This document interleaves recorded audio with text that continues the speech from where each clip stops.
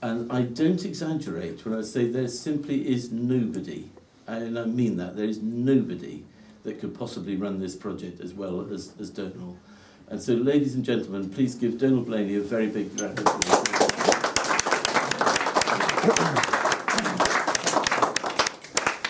Friends, fellow Thatcherites, I've always wondered what it would be like to hear a eulogy given at one's own funeral, and I think I now know who it is that I want to do it. So I've already appointed the executors of my will, and I will be instructing them to help you give the eulogy when I pass. This is the first time that I've attended a Freedom Association event of this nature. But it's not the first Freedom Association event that I attended. I've attended one Freedom Association event before, and that was one of your pub quizzes. And my team won that pub quiz. So needless to say, I'm not coming back because I want to keep the 100% record at the pub quiz. But Simon, you were incredibly gracious in your comments about me, and from the bottom of my heart, I want to reciprocate. The work that the Freedom Association has done over the last 40 years has been absolutely instrumental in keeping the flame of freedom alive in this country, within the Conservative Party, and beyond. Simon, as you all know, is one of the soundest people that any of you will get the pleasure of meeting. He is also, without doubt, one of the nicest and most genuine in politics, which is a very nasty business. And usually nice people like Simon get swallowed up, but thankfully that hasn't happened. Simon, your leadership of the Freedom Association and of the movement, the work that you've done on campuses in particular, has been stellar, and I don't think you actually get enough thanks for that. So please can everyone join me in thanking Simon.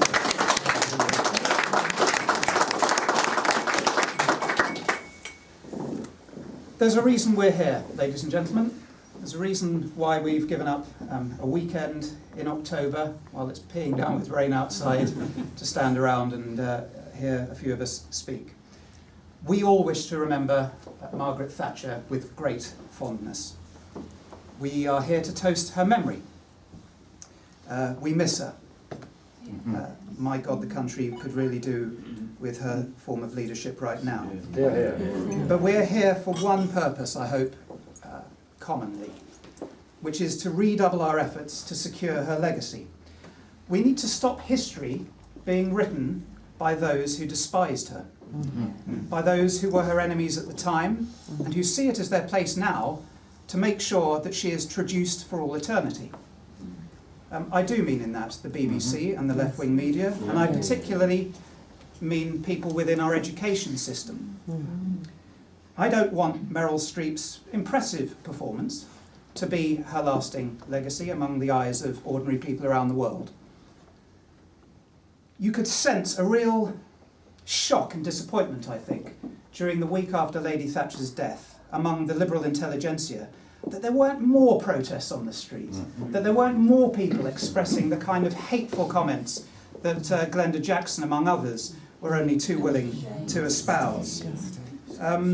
Yes, there was that disgusting campaign to have the song from The Wizard of Oz reach up the charts.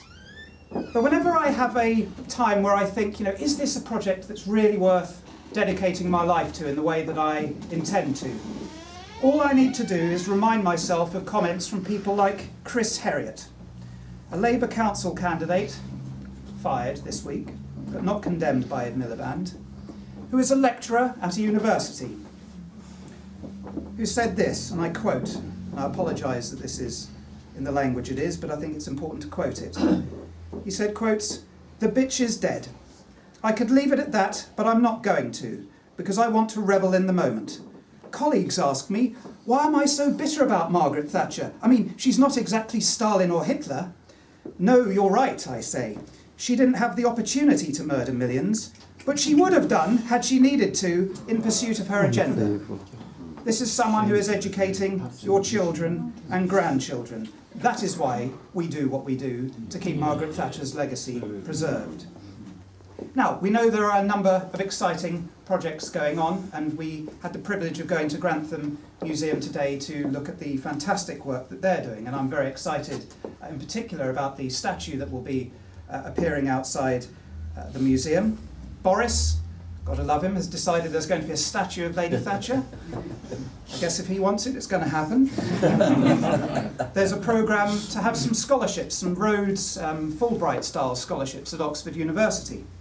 But the project that's designed to secure her political legacy is one that I've been working on for the last 4 years, the Margaret Thatcher Centre.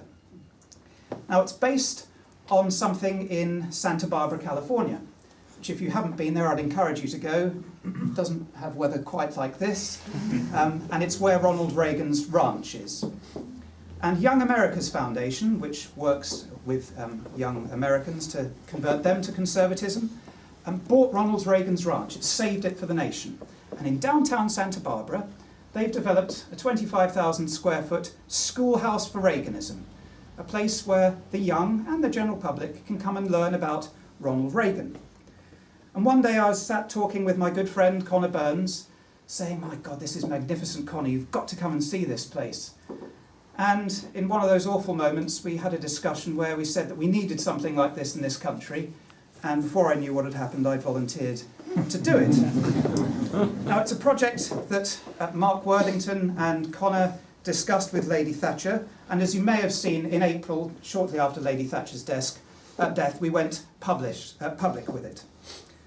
It's secured the backing of Boris Johnson, the Prime Minister, Rupert Murdoch. Within the Cabinet, we've got Eric Pickles and Patrick McLaughlin and David Jones backing it. From the past, whether they'd see themselves as the past, I'm not sure, Norman Tebbit and Cecil Parkinson and Tim Bell and Lord Saatchi.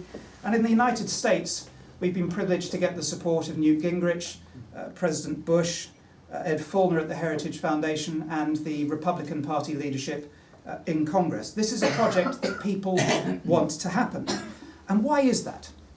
Well, I think it's right that we look backwards, to remember Lady Thatcher with fondness, to reminisce and reflect. And I'm sure after a few glasses this evening, we'll be in full reflecting mode and setting the world to rights. And yes, there are old battles that need to be refought, and we do need to honour some of the glorious victories that occurred in the 1980s. But that is not what the Margaret Thatcher Centre will be. It is not a shrine, it is not going to be a cult, and it is not, in the words of The Guardian describing my Young Britain's Foundation, it is not going to be a madrasa. It will be a place for people of all ages and backgrounds to learn about Lady Thatcher's life, values and achievements. But it must be objective for it to have any credibility in the marketplace, and of course for us to stand any chance of securing charitable status. It will have a particular focus, at Lady Thatcher's insistence, on the young people in Britain, young people across the Anglosphere, and obviously in particular in the United States, across the Commonwealth and across Central and Eastern Europe. It will be a forward-looking project. The Centre will of course build on the work of the Young Britain's Foundation. We will train future leaders, we will develop their skills, their life skills, in a manner similar to Swinton College. Some of you may recall Swinton College as being a residential training college in the north that people had an opportunity to go to. Lady Thatcher herself spoke about it warmly in her autobiography. There will be a real focus on academic scholarship. We've secured a tie-up with Churchill College, the party archives at the Bodleian. Ministers have volunteered to provide some of their papers so that we can put them on display. And we've got very close links now with the Ronald Reagan Presidential Library and also the Reagan Ranch itself. But central to this project will be a 20,000 square foot exhibit gallery that will bring Lady Thatcher and Thatcherism to life. I don't know how many of you have ever been to a presidential library in the United States or been to George Washington's home at Mount Vernon, just outside Washington, DC. But they have a fantastic way of weaving you literally through the life of the person in question, through interactive, innovative and stimulating museum exhibits. So we will do that. We will take you through the various aspects of Lady Thatcher's life throughout that magnificent space that we are working to secure. There will be sponsorship opportunities for each of the various exhibits, be it focusing on the way that Lady Thatcher stopped George Bush from going wobbly over the Gulf War, focusing on the Bruges speech, focusing on the importance of think tanks and organisations such as the Freedom Association in Lady Thatcher's philosophy. This project is going to be based, ideally, in Cambridge. We're looking to raise, sharp intake of breath, £25 million in the United States and in Great Britain. We have a charity already in the United States for this purpose and have secured pledges of in excess of 7 figures. But I'm pleased to announce that we're launching some of the programmes today, and I wanted to make that announcement here at this Freedom Association event on the anniversary of Lady Thatcher's birth tomorrow. We are going to do a symposium focusing on the 25th anniversary of Nigel Lawson's 1988 budget, which will be perhaps a useful reminder of the salutary lessons that can be drawn from cutting taxes. We'll be launching some projects in Central and Eastern Europe early next year to focus on the 25th anniversary of the fall of the Berlin Wall and Lady Thatcher's, of course, instrumental role alongside President Reagan and the Pope in freeing 500 million people from the yoke of socialism. We'll be focusing on some workshops starting on Lady Thatcher's speeches and publishing a book of her speeches in the new year.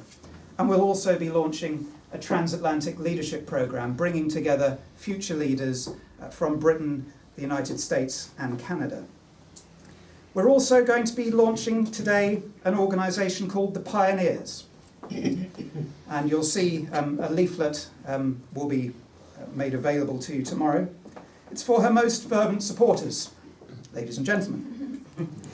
It is a chance for you to be the first to lead so that others may follow, and so that you can show a true sign of your appreciation for everything Lady Thatcher has done to enable us to take this project forward to the next level.